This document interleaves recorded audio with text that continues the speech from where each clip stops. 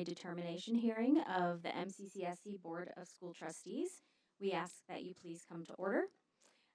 This is the time set aside for public comments on the, it would be after the presentation from our legal counsel. However, to my knowledge, we have no public comments. Okay. The notice of this preliminary determination hearing was published as legally required. The first preliminary determination hearing was held on April 22nd, 2025. At this time, I will ask that Mr. Bunger, MCCSC's General Counsel, to explain the purpose of this hearing. Thank you, President Hennessy, Dr. Winston, and members of the board. This hearing this evening is being held pursuant to Indiana Code 20-26-7-37. Before a school corporation may spend more than $1 million to build, repair, or alter a school building that will be financed by lease or bonds, it must hold a public hearing at which explanations of the potential value of the project to the school corporation and the community are given. Similarly, pursuant to Indiana Code 6.1.1, 20-3.5, a school corporation must hold 2 public hearings, this being the second hearing, and adopt a resolution to preliminarily determine to issue bonds or enter into a lease for a project which has a total project cost in excess of the non-controlled project, or if the school corporation has a debt service fund rate above a certain amount. These public hearings and the adoption of resolutions are the very beginning of the legal process. These resolutions establish the maximum financial terms for the proposed project. Thank you, Mr. Bunger. We will now hear from the superintendent about the process of determining and communicating the project to the community and the need for the project. Dr. Winston. Thank you, President Hennessy. Educational need for the project. Strong schools contribute to the strength and economic vitality of every community.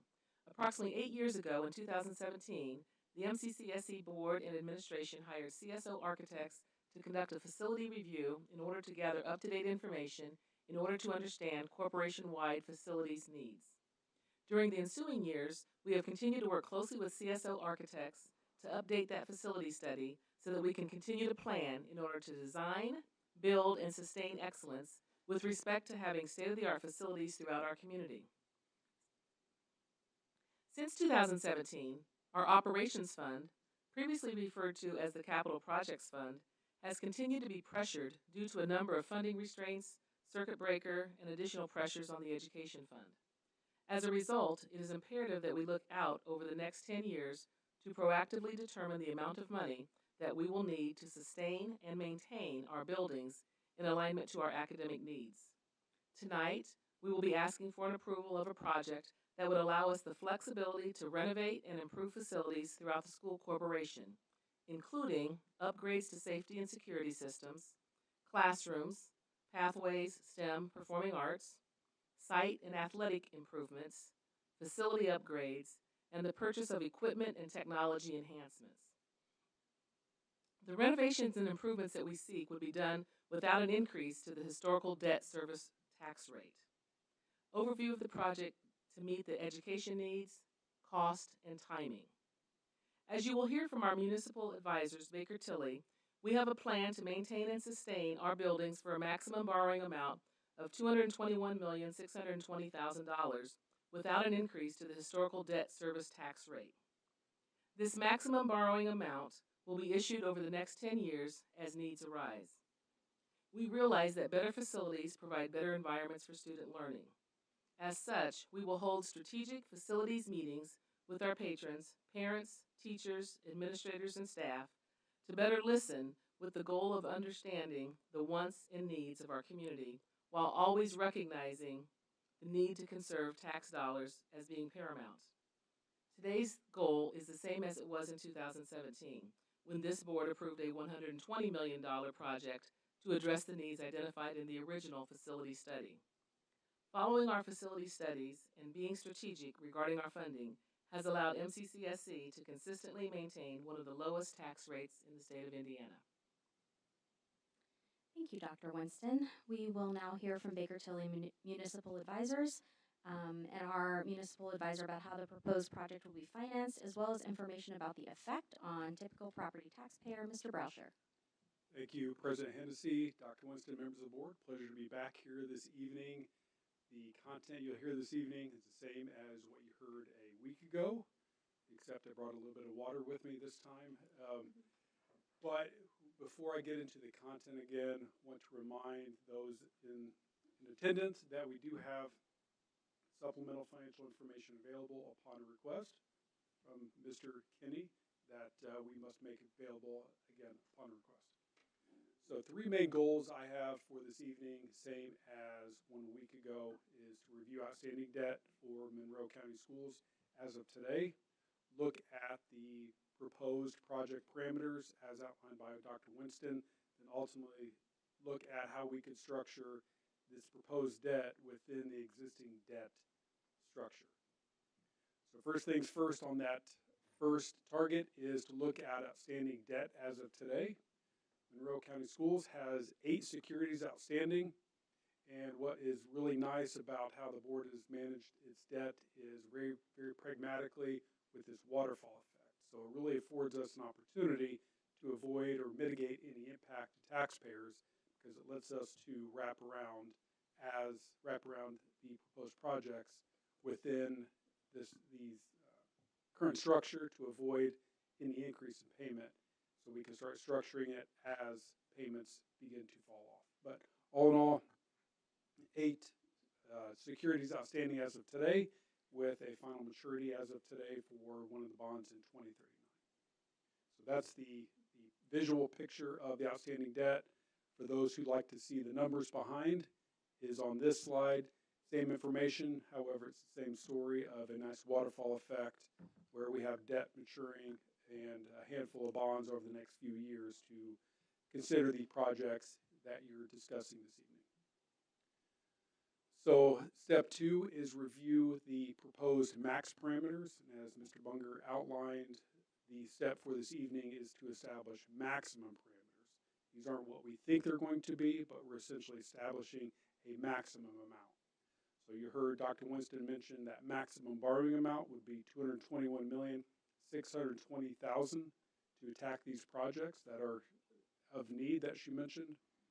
For each bond that we're proposing, we would fit these within the maximum repayment as outlined by the state of Indiana within 20 years. We could structure these over multiple issuances, but each individual issuance will be within 20 years for the repayment.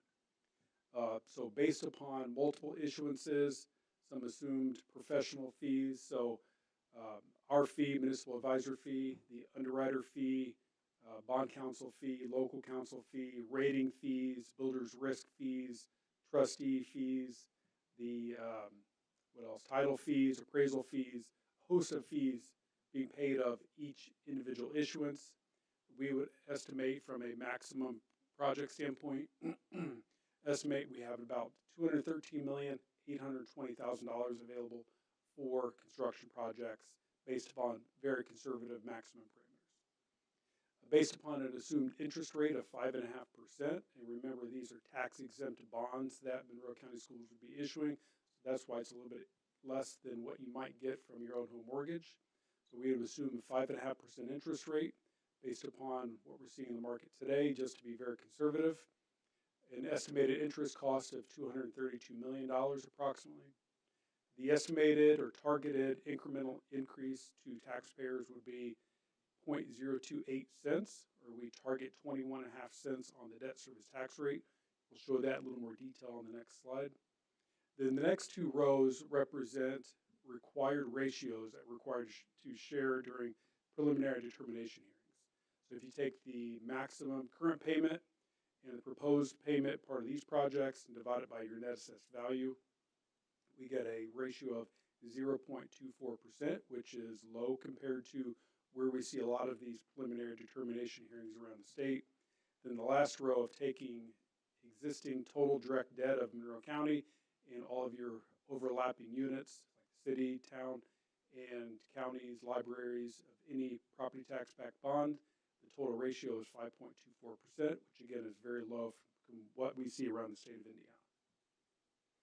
So those are the numbers for what you'll see in the resolution for consideration this evening for the max parameters.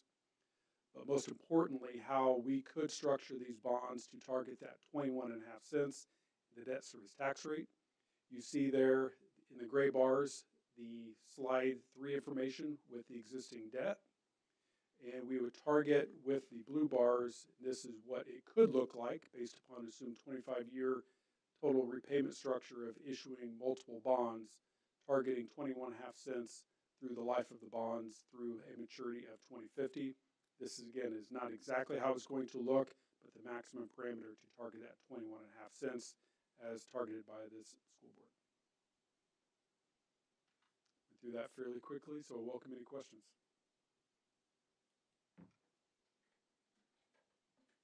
Thank you. Thank you, Mr. Brauscher.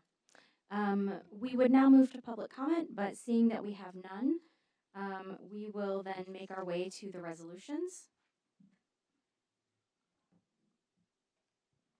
There are two resolutions for you to consider this evening.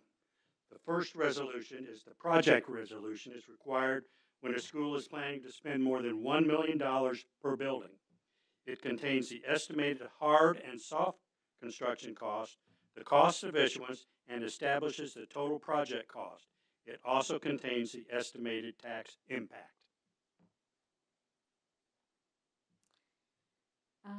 Do I have a motion to adopt Resolution 2025-07 as presented? So moved.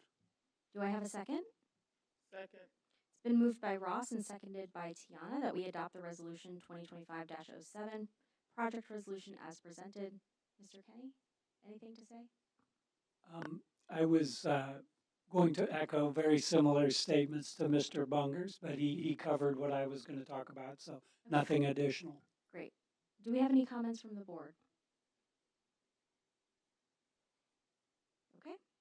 All those in favor then of the motion to adopt the Resolution 2025-07 project resolution, please signify by saying aye.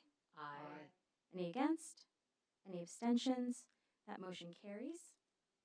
We move on to Resolution 2025-08 preliminary determination resolution. The second resolution for you to consider this evening is the preliminary determination resolution. It's required when a school is planning to finance more than a certain amount for a given facility. It contains the total project cost, the maximum annual payment and lease term, and other financial terms such as the estimated principal amount and tax impact. Thank you, Mr. Bunger.